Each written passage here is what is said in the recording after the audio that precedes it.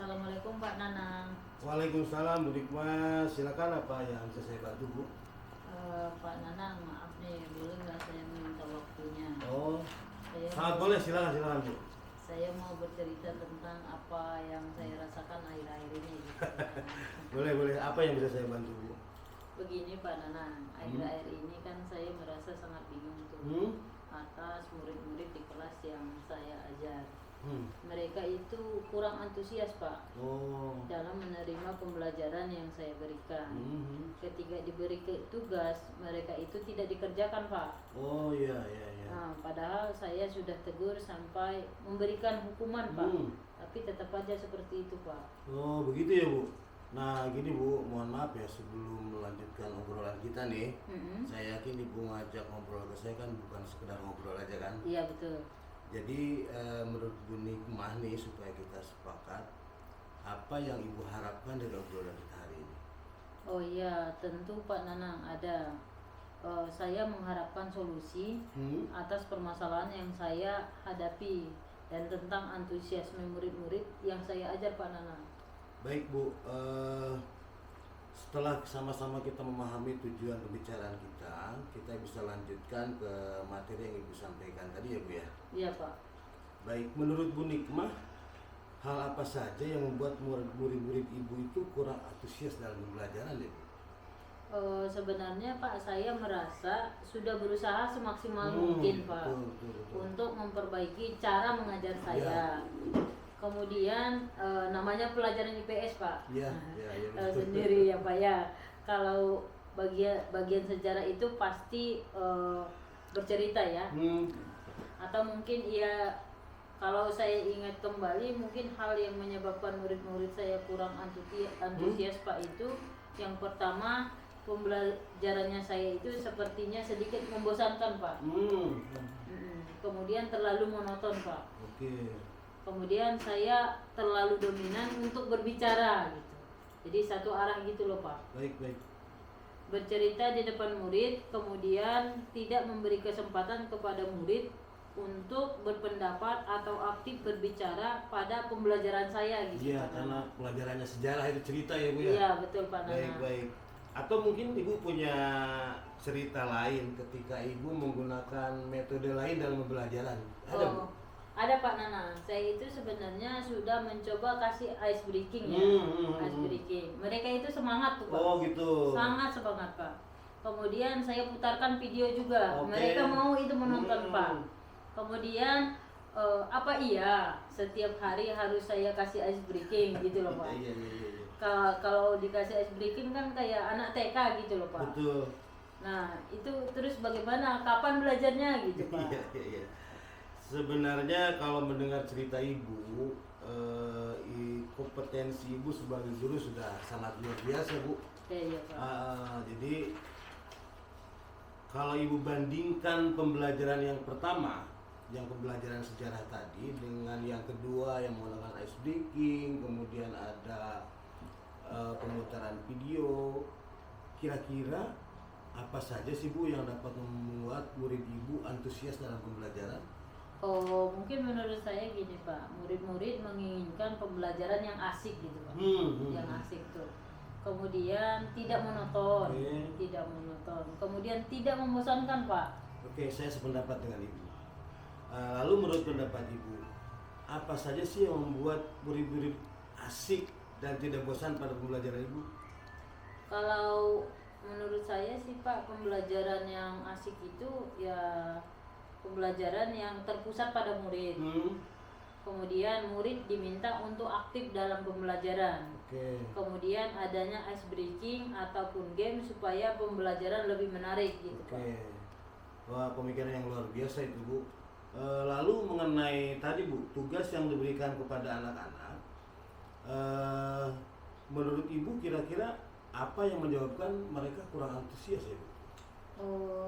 Memang sih anak-anak sekarang ya kayaknya malas mengerjakan tugas ya Pak ya. Mohon maaf, mungkin sebaiknya kita tidak terburu-buru memvonis ya Bu. Ya. Mungkin tantangan seperti ini yang membuat kita sebagai guru semakin matang. Coba kita lihat kembali tugas yang diberikan kepada siswa. berapa banyak tugas yang diberikan kepada anak-anak, bagaimana tingkat kesulitannya, sumber belajarnya dari mana, mungkin gitu ya Bu? Oh iya Pak. Oh mungkin juga itu ya Pak ya, karena tadinya saya pikir memberikan tugas ke anak-anak itu Pak, saya kasih banyak supaya mereka itu tidak banyak main Pak. Oh iya iya. Tidak Iya. banyak main dan bisa banyak belajar gitu. Sekarang gini Bu, mohon maaf, kalau Ibu diberikan tugas jadwal mengajar penuh setiap hari, kemudian diberikan tugas tambahan harus membina ekskul karena kepala sekolah ingin mengembangkan kompetensi Ibu, kira-kira menurut pendapat Ibu gimana? Oh iya, jangan dong Pak. Kan saya juga harus MGMP. Belum lagi ada arisan Pak. Oh iya iya iya. Dengan teman-teman ikut pengajian, kemudian kalau sudah lelah di sekolah mungkin tidak sempat lagi Pak. Betul, nah itu yang saya maksud Bu, bahwa memang kita saja sebagai guru butuh ruang-ruang tertentu untuk bisa beraktivitas sehari-hari. Menurut Ibu bagaimana dengan anak-anak? Apa iya semua anak harus menghabiskan seluruh waktunya untuk belajar saja dengan mengerjakan tugas? Oh iya juga sih Pak ya. Kalau begitu mungkin karena tugasnya terlalu banyak dan berisi banyak pertanyaan tanpa saya memberikan sumber pelajaran yang beragam atau mengasihkan ya Pak. mungkin seperti Ibu ya.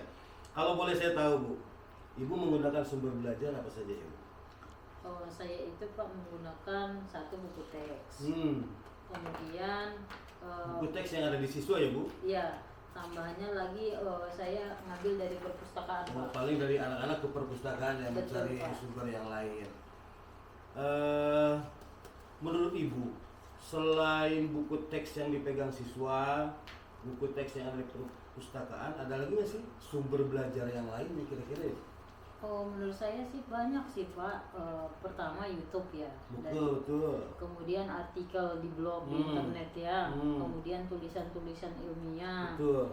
Kemudian bisa juga menggunakan aplikasi yang sedang tren tuh Pak, yaitu TikTok Pak. Wah betul. Atau IG Pak. Betul. Nah itu betul sekali. Saya yakin sekali bila Ibu bisa menggunakan berbagai macam sumber belajar, pasti akan membuat murid-murid lebih antusias dalam pembelajaran. Jadi sekarang apa rencana Ibu untuk menyelesaikan masalah ini? Oh, yang pertama sih Pak, saya ingin merancang pembelajaran yang mengasihkan Pak. Oh iya. Dengan menggunakan sumber belajar yang beragam seperti YouTube, kemudian TikTok gitu.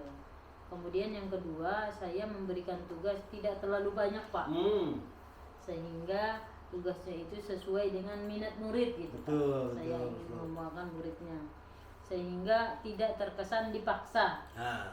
Tetapi mereka memang senang mengerjakan tugasnya, misalnya menggunakan bentuk drama, lagu, kemudian puisi, pantun, dan laporan digital Pak. Bagus sekali rencana Ibu, sangat luar biasa, mudah-mudahan ini bisa berhasil. Ibu, jika Ibu sudah memiliki rencana yang tadi, tentu dalam pelaksanaannya diperlukan sebuah komitmen ya Bu. Iya. Apa komitmen Ibu terhadap rencana ini Bu? Betul sekali Pak. Saya akan mencoba dan berupaya untuk selalu membuat rencana pembelajaran yang mengasihkan Pak. Betul. Menggunakan banyak sumber belajar, kemudian eksplor materi, kemudian menambah unsur-unsur yang lebih baik lagi materinya gitu. Jadi anak-anak tidak merasa bosan gitu loh Pak. Betul. Saya sangat mendukung sekali semua rencana-rencana Ibu, mudah-mudahan bisa berjalan dengan lancar dan sesuai dengan harapan Ibu ya. Iya. Terima kasih Pak Nanang waktunya untuk sharingnya. Tapi kalau saya mengalami kesulitan lagi, mohon izin Pak Nanang, kita ngobrol lagi ya Pak ya. Dengan senang hati, Bu Nikma silakan. Saya juga jadi banyak belajar dari Ibu nih. Ya, terima kasih banyak Pak Nanang. Jadi saya merasa lebih baik nih Pak Nanang nih. Baik, oke, Pak.